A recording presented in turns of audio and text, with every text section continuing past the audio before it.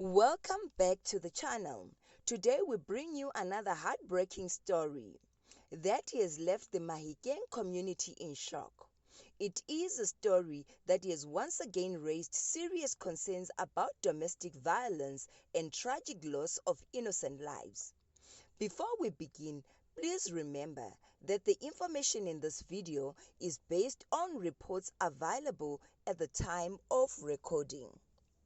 The accused is presumed innocent unless and until proven guilty in a court of law. According to police reports, 39-year-old Masego Mushwewu, an assistant teacher from Lonely Park in Mahikeng, was found dead inside her home after family members became concerned when they could no longer reach out to her.